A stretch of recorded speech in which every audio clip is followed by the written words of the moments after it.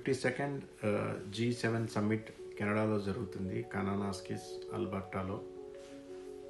మోడీని ఇన్వైట్ చేస్తారా లేదా అన్నది ఒక పెద్ద సందిగ్ధ పరిస్థితిలో ఇండియన్ మీడియా బిల్డప్ తర్వాత మార్క్ కార్నీ మోడీని ఇన్వైట్ చేయటం, తర్వాత చూసి చాలామంది పాకీస్, చాలామంది ఇండియాలో ఉన్న ఒక section of journalist society shock అవ్వటం, ఇదంతా జరిగిపోయింది ఒక వారంలోనే.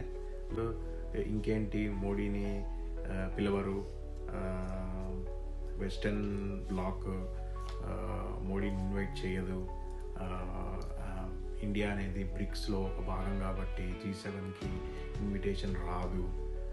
ముఖ్యంగా కెనడా గత ప్రభుత్వంలో ఉన్న ట్రూడో తోటి ఇప్పుడున్న ప్రజెంట్ బీజేపీ గవర్నమెంట్ ఇండియాలో అత్యధిక అట్టడుగు స్థాయిలో దిగజారిపోయినాయి.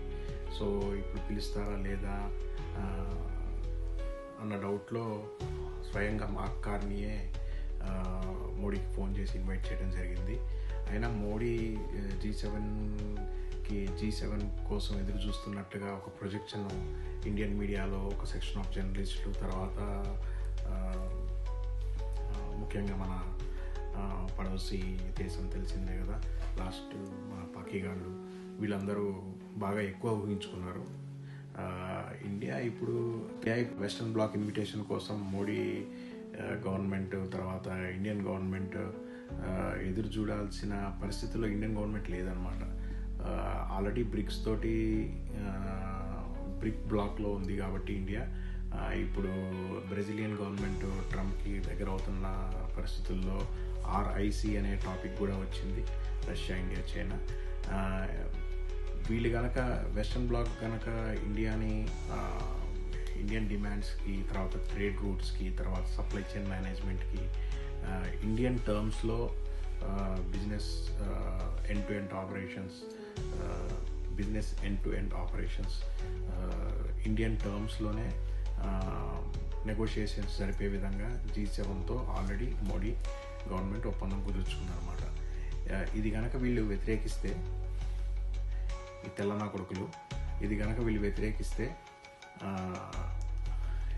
ఇండియా కనుక రష్యా, చైనాతో కలిస్తే ఆ శక్తిని ఎవరు ఆపలేరు అన్న మెయిన్ భయం ఈ G7 బ్లాక్కి వచ్చిందనమాట ఇప్పుడు. సో ఇండియాని ఇగ్నోర్ చేయలేరు, ఇండియాకి ఎదురుగా మాట్లాడలేరు. ఇదంతా ఆపరేషన్ సింధూర్లో మన ఇండిజీనియస్ డిఫెన్స్ డెవలప్మెంట్ ఒక తాకత్తుగా చెప్పొచ్చు అనమాట మనం. సో అది దానివల్లే ఇప్పుడు వరల్డ్ మొత్తం ఇండిజీనియస్ డిఫెన్స్ మ్యానుఫ్యాక్చరింగ్కి ఒక విధంగా దాసోహమైందని చెప్పొచ్చు అనమాట. సో ఈవెన్చువల్లీ G7కి మోడీ వెళ్ళాల్సిన పరిస్థితి, ఈవెన్చువల్లీ G7కి మోడీ వెళ్ళాల్సిందే, అక్కడ బిజినెస్ డీల్స్ జరపాల్సిందే. అది కూడా మన ఇండియన్ టర్మ్స్లోనే బిజినెస్ డీల్స్ జరుగుతాయి.